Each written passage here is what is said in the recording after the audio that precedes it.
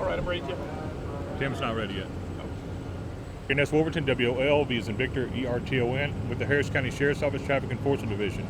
We're in the 2800 block of West Mount Houston Road near TC Jester Boulevard. This crash occurred at approximately 8:40 p.m. We had two vehicles traveling eastbound. We had a minivan occupied by 6 persons. There was a Hispanic male in the front driver's seat, female in the front passenger seat. There were 3 teenagers, or 2 teenagers and a 10-year-old boy in the second row seat. 10-year-old was on the left side, and then the 14 and 16-year-old were in the center and the right side. There was also a 7-month-old child in the lap of somebody in the van. We don't know if it was in the lap of the teenagers in the second row or in the lap of the female in the front right. Regardless, there was also a BMW traveling eastbound on West Mount Houston, occupied by a black female. There's a go-kart place here in the 2800 block of West Mount Houston Road. We're being told that the occupants of that minivan were attempting to go to that go-kart facility. As they were traveling eastbound and approaching that go-kart facility, they were in the left-hand lane. They were not in the left turn lane. I don't know, and we're still trying to figure it out. We're just in the beginning stages of our investigation. But as that van slowed down to turn left, it was struck from behind. The front right of the BMW struck the back left of that van. The 10-year-old child who was in that second row left was transported to the hospital in very critical condition, and upon arrival to the hospital was pronounced deceased. The 1-year-old child, I'm being told, is also in very critical condition, and we don't know whether or not that child is going to survive this crash. All other occupants were also transported to the hospital. However, I'm being told that they are all expected to survive their injuries. The black female involved in the crash just suffered minor injuries and is expected to be okay. Was the driver of the BMW transported? I don't believe so. She was not transported. So at this point, we don't know of any charges. I see the DA's here. The DA is here. Anytime there's a child death, the DA's office does come out. We just want to make sure that we dot all our I's and cross all our T's, and of course always we'll do an extremely thorough investigation.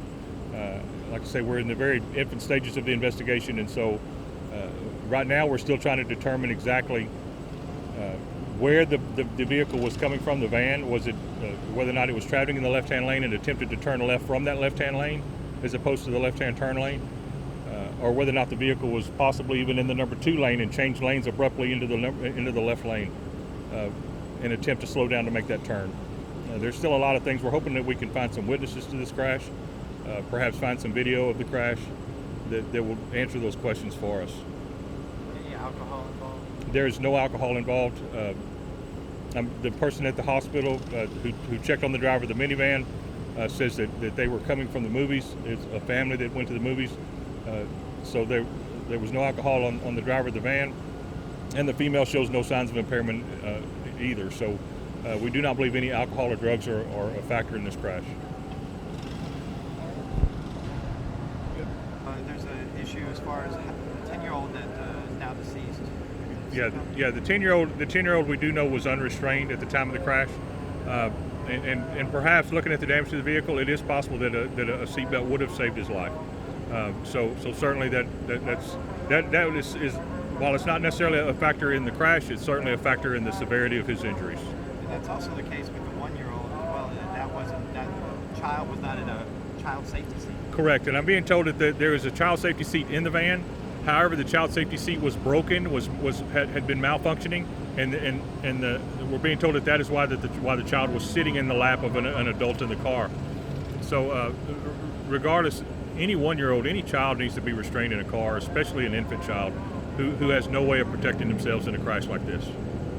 So as far as that goes, if it's determined that it was the driver of this vehicle, well, either way, either if he was at fault or not, are they going to be facing any kind of charges as far as the restraining and the child seat? Of course, once the investigation is complete, we'll review all of this, all of these factors and all of this evidence with the district attorney's office, and that'll be a determination that they'll have to make.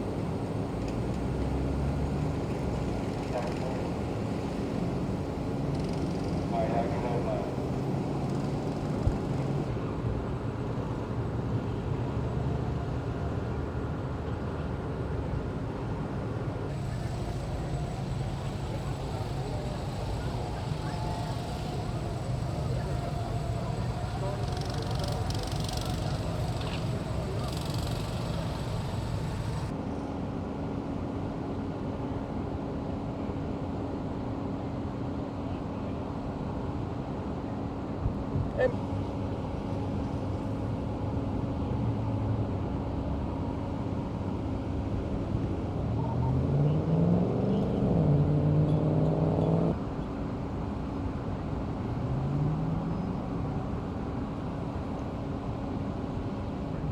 Yeah.